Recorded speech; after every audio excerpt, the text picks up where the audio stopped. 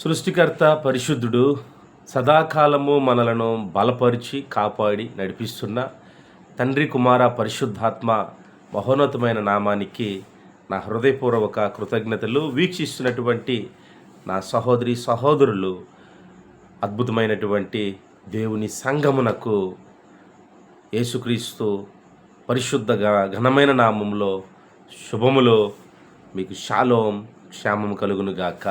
ఆమేన్.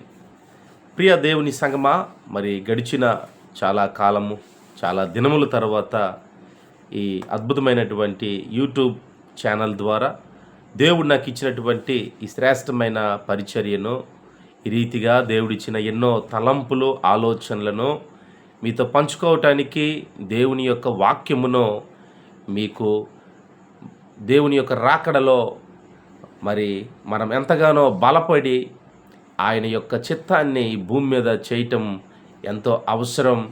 అందును బట్టి నేను మీ అందరి పక్షంన దేవాది దేవునికి కృతజ్ఞతలు చెల్లిస్తూ ఉన్నాను. ఈ పరిచర్యను ప్రభు మనకు అనుగ్రహించారు. మంచిది నా ప్రియ దేవుని బిడ్డలారా. మరి దేవుడు ఈరోజు మనతో మాట్లాడే అంశం ఏంటంటే,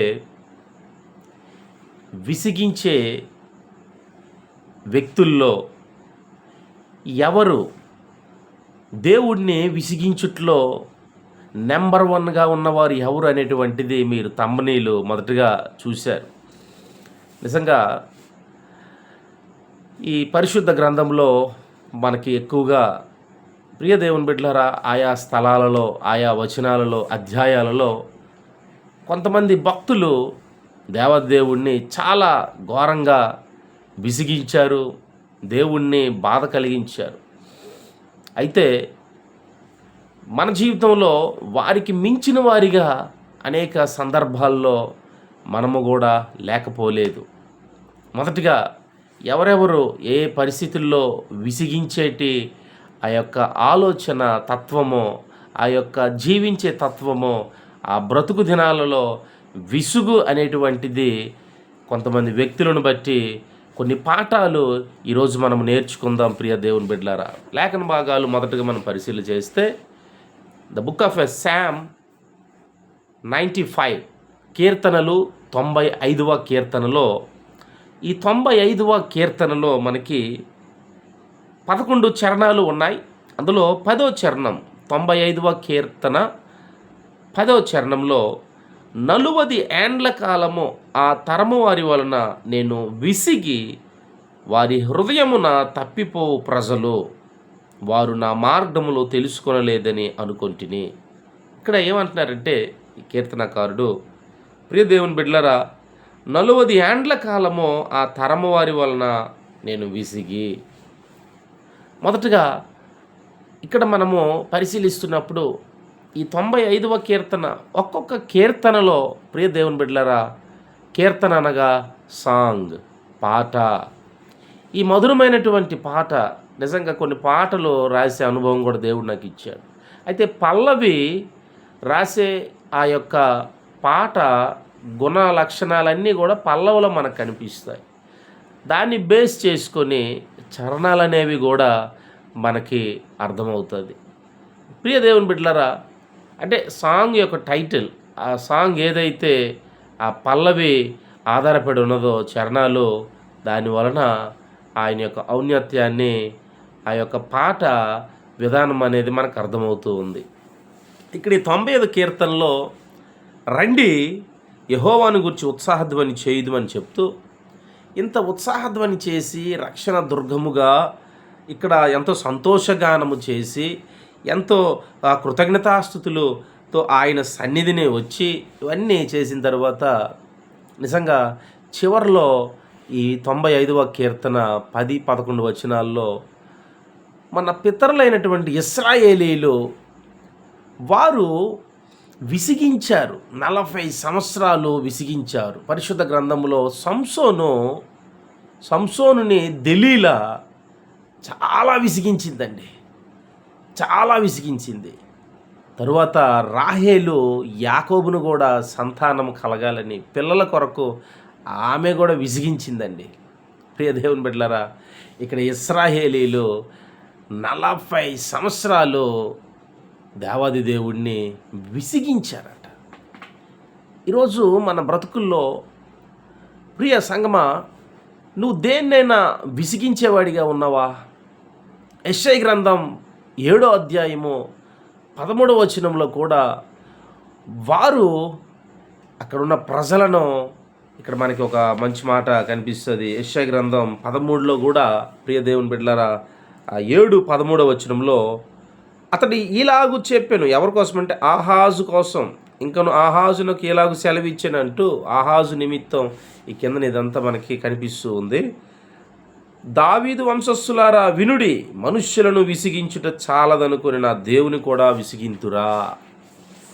మనుష్యులను విసిగించటం, నిజంగా మనుష్యులను విసిగించటం అనేది అది వేరే మ్యాటర్. కానీ దేవుణ్ణే విసిగించే పరిస్థితులు.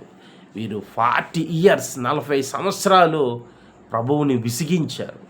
విసిగించి 40 సంవత్సరాలు నిజంగా వారు నడుస్తూ ఉన్నారు. కానీ వారు హృదయంలో నిజంగా దేవుని బిడ్డలారా తప్పిపోతున్న ప్రజలుగా ఉన్నారు. హృదయంలో తప్పిపోతూ ఉన్నారు. అంటే రేపు నేను ఏదైనా ఒక వ్యర్థమైన పని చేయాలనుకున్నప్పుడు ఈ రాత్రి లేకపోతే ఈరోజే నేను దాన్ని ఆలోచిస్తూ ఉంటాం. మన జీవితంలో ఆలోచిస్తూ ఉంటాం. రేపు చేయాలనుకున్న వ్యర్థమైన పనులు ఈరోజు, అంటే రేపు చేసేదాన్ని క్రియలు అంటారు. మరి ముందు రోజుగానే చేస్తున్నవి అనగా హృదయములో, తలంపుల్లో, ఆలోచనల్లో, మనస్సులో, అంతరంగములో అవన్నీ కూడా అక్కడ తప్పిపోతూ ఉంటున్నప్పుడు ఆ ఆలోచనల, తలంపుల్లో, ఉద్దేశాలు, ఊహలు, అంతరంగములో ఎప్పుడైతే మనం అవాయిడ్ అయిపోతూ ఉన్నామో, మనం లెఫ్ట్ అయిపోతూ ఉన్నామో, మనము రూట్ చేంజ్ అయిపోతూ ఉన్నామో, దేవుడికేమో విసుగు తెప్పించేవారిగా ఉంటూ ఉన్నాం. ఈరోజు క్రియల్లో చేసేదానికి నేను గూర్చి చెప్పట్లేదు. క్రియల కంటే ముందుగానే హృదయములోనే నిశ్చయించుకొని తప్పిపోవాలి, చెదిరిపోవాలి, పడిపోవాలి, వెళ్ళిపోవాలి, పాడైపోవాలి అనుకుంటున్నటువంటి కఠినమైన వాటి కోసము ముందుగా మీకు హెచ్చరిస్తూ ఉన్నాను. పడిపోయిన తర్వాత ఇంకేముందండి, చేసిన తర్వాత ఇంకేముందండి. కానీ ముందుగానే చేస్తున్నటువంటి ఆ హృదయములో తప్పిపోతున్న విధానాన్ని బట్టి దేవాది దేవుడు బాధపడుతూ ఉన్నాడు. ఈరోజు విసిగించే విషయంలో,